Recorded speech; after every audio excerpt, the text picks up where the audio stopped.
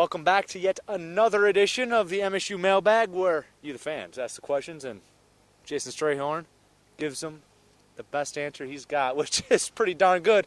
And today we're standing Hopefully. let's hope. Today we're standing on the field that you used to play on, that used to be in Spartan Stadium. So I have a feeling the vibes are going to be good when you're giving these answers. A lot of flashbacks out here, Adam, but feeling good. I like this turf, man. I miss it, but good that we have grass now since we are an agricultural school. That's a good thing. So let's get to the questions, Jason. Question number one. After all the talk early on about the need for playmakers, are you surprised at how many have suddenly emerged? I am surprised a little bit, but not very much with the emergence of the receiving core, because we've said this all along, Adam. They've been doing it all spring and all summer.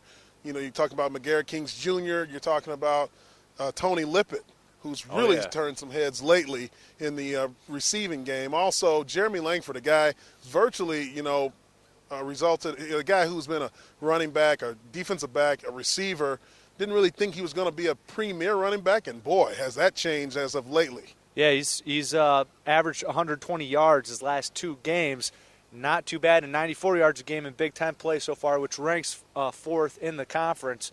So, obviously, Langford's emerged. Got a guy like R.J. Shelton even. That's what I was going to say, the freshman. You can't forget about those guys. R.J. Shelton, he's kind of a Percy Harvin type of player.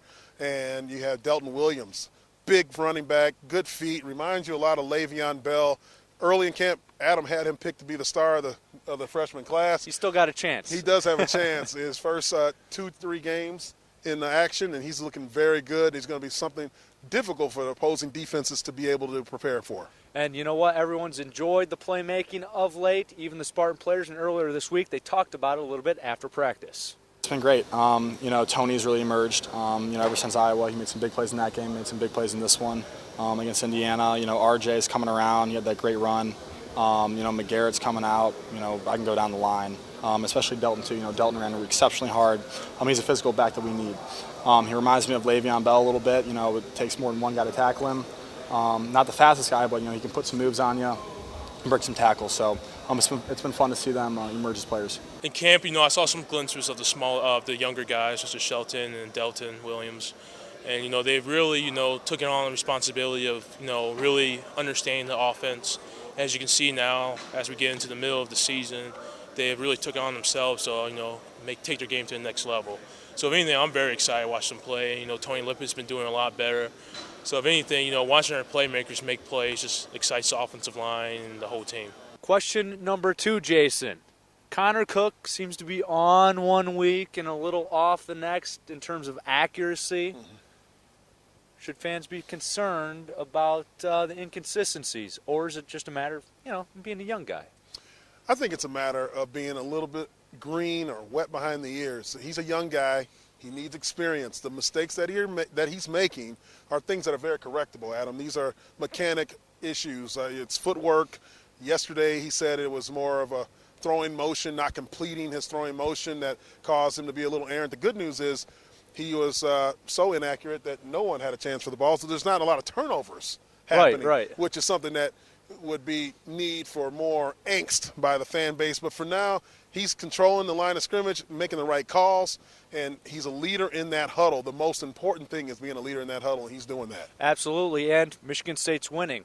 And, if there's one guy who's making mistakes, corrects them, Connor Cook is the type of guy to do that. And earlier this week at practice, he spoke quite a bit about that very thing. Watching the film, you see, my footwork really isn't that bad. I'm stepping up in the pocket. I'm stepping up into my throws, but my throws were just off, So I'm just really focusing on following through. I think that might have been the issue, something like that, maybe rushing my throws.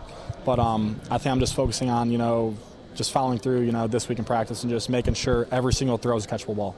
All right, Jason, question number 3 from the fans. 7 games in the season, a little past the halfway point now. Who are your MVPs from the Spartan team? Maybe one guy or two guys from the offense and defensive piece.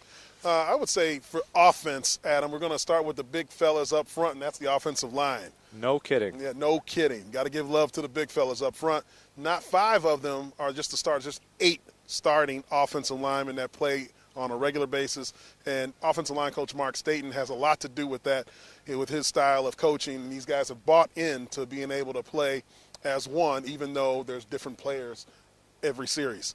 The other guy on offense, I can't forget about Jeremy Langford. He has really turned some heads, and he's doing a great job at the running back position. Probably going to be an every down back before this is all said and done.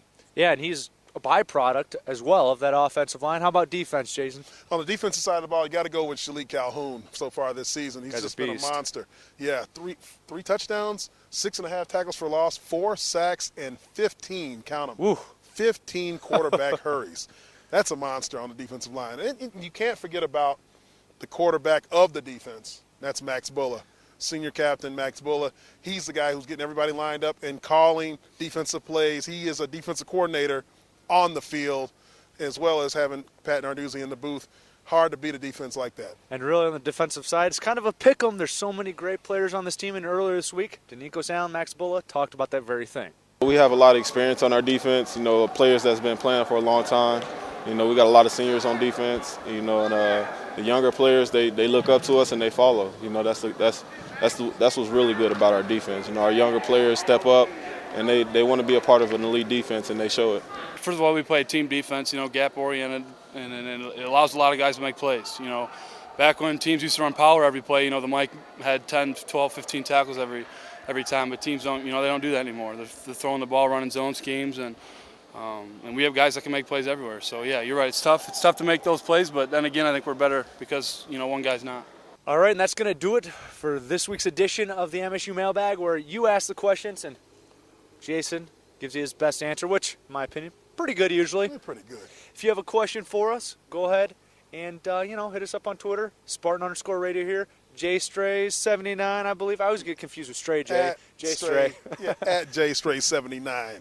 Hit Jason up there, or you can go on to facebook.com/spartan.sports.network and ask us your questions there.